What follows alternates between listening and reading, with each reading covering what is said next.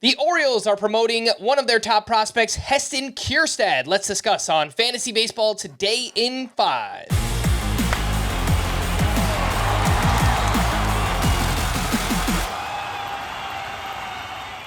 Welcome into FBT in 5 on Tuesday, April 23rd. I am Frank Stampfl, joined by Scott White, and the Orioles are recalling one of their top prospects, Heston Kjerstad, and some other moves that they made on Monday. Austin Hayes was placed in the IL with calf tightness. Ryan Mountcastle was out of the lineup due to knee soreness. Kjerstad has been maybe the best hitter in all of the minors this season, batting .349 with 10 homers, 30 RBI in just 21 games. 39% rostered. Scott, would you be looking to add Heston Kjerstad?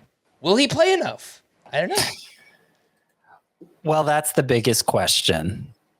For as good as he's been in the minors this year, as good as he was last year, he did come up last year and didn't do much for fantasy, and it's never as exciting the second time around, though it could work out better, as it has for Colton Cowser. Speaking of Colton Cowser, we at one point wondered how he'd get playing time, and he's found it now by displacing Austin Hayes. So that one opening has already been filled. So now Heston Kjerstad has to find another opening to get regular bats. There are some possibilities. I could see Ryan O'Hearn slumping his way out of the lineup. I could see Anthony Santander slumping his way out of the lineup, though I don't think that would happen particularly soon. Maybe Heston Kjerstad, the first time he gets in the lineup, he hits 2 home runs and never looks back. He's just a regular part of the Orioles lineup from that point forward. It wouldn't be the most shocking outcome, but it's hard to see it happening right now. If I'm being honest, he's only DH only in CBS leagues right now too. So it's a difficult fit. I'm not saying it's a bad idea to add Heston Kjerstad in 5 outfielder leagues especially, but I don't think it's a must right now because it may end up being just a short stay during which he doesn't contribute much. Let's slide over to some interesting pitching performances from Monday. Chris Paddack was awesome against the White Sox. He threw 7 shutout innings with 10 strikeouts and 16 swinging strikes. Keaton Winn has turned in back-to-back quality starts. He was up against the Mets where he threw 6 innings of 1-run ball with 6 strikeouts. Bryce Elder, in his return to the Braves, threw a quality start against the Marlins. It was 6 2/3 shutout innings with 4 strikeouts. And Albert Suarez pitched well once again for the Orioles. 5 2/3 shutout, 5 strikeouts with 16 swinging strikes. Scott, do any of these pitchers matter for fantasy? Are you looking to add any of Suarez, Elder, Keaton Winn, or Chris Paddack? I would not say it's a high priority, any one of them. I understand Chris Paddack was dominant in this start, and he's obviously been a high-end performer in the past. Some people had a lot of optimism for him coming into this season after he was recovered from Tommy John surgery. But he entered this start, Chris Paddack did, with an 8.36 ERA, 2.07 whip, and 5.8 K per 9. This start was against a really bad White Sox lineup.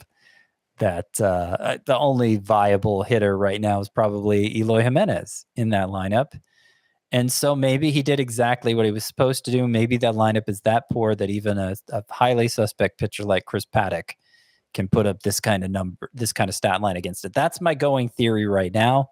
I'm not saying he doesn't bear watching going forward, but I'm not looking to act on Chris Paddack based on this performance. I think of these pitchers, the one I'm most confident can remain a usable option is Keaton Winn. He gets a ton of ground balls with his heavy splitter usage for the Giants. Not a lot of squaring up that pitch. But there's only so much upside there with Keaton Winn too.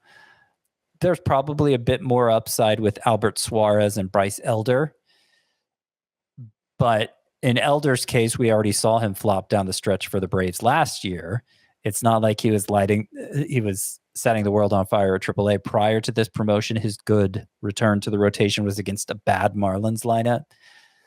So I'm still not looking to move in on Bryce Elder either. Suarez has had a couple good starts in a row. Albert Suarez, 34-year-old, who's shown improved velocity this year. Just seems like a different pitcher, and he's had decent strikeout numbers, even going back to spring training. So I'm kind of intrigued by the upside there. It's just such a weird situation as a 34-year-old who's nobody's ever heard of. But the Orioles provide him with a lot of support, obviously, and I think if you were shooting for upside, Albert Suarez would be the one I'd take a flyer on in this group. All right. For more extensive fantasy baseball coverage, listen to the Fantasy Baseball Today podcast on Spotify, Apple Podcasts, the Odyssey app, or anywhere else podcasts are found. Thanks for listening to Fantasy Baseball Today in 5, and we will be back again tomorrow. Bye-bye.